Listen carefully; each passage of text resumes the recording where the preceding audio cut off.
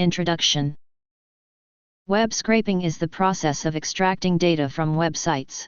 It can be a powerful tool for businesses and researchers who need to collect data from the web to analyze and make informed decisions. In this ebook, we will discuss what web scraping is, how it works, the legal and ethical considerations, the tools and techniques involved, and some best practices. Chapter 1: What is web scraping? Web scraping, also known as web harvesting, data scraping, or web data extraction, is the process of extracting data from websites. The data can be in any format, including text, images, and videos. The goal of web scraping is to automate the process of data extraction from websites, making it faster and more efficient. Chapter 2: How does web scraping work? Web scraping involves using automated software, also known as bots or spiders, to navigate through web pages and collect data. The software follows hyperlinks to crawl through the website and extract the relevant data. Once the data is collected, it can be saved to a database or a spreadsheet for further analysis. Chapter 3: Legal and Ethical. ChatGPT February 13th version. Free research preview. Our goal is to make AI systems more natural and safe to interact with.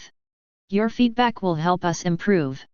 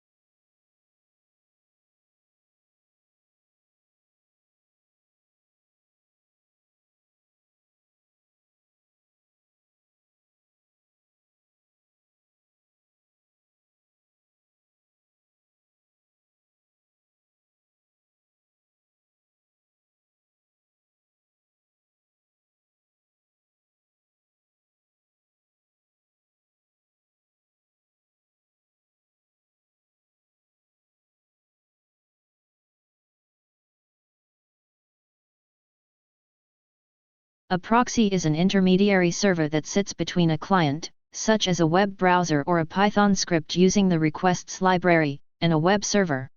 Proxies are often used to add an extra layer of security, to hide the client's IP address, or to bypass content filters or geographical restrictions. A rolling proxy is a type of proxy that rotates the IP address that is used for each request. This can be useful for web scraping, as it can help to avoid detection or blocking by websites that are designed to detect and block requests from automated scripts or from certain IP addresses. By rotating IP addresses, a rolling proxy can make it more difficult for websites to track or block requests from a particular IP address. In contrast, a static proxy uses a fixed IP address for all requests. This can be easier to set up and manage than a rolling proxy, but it may also be more easily detected and blocked by websites.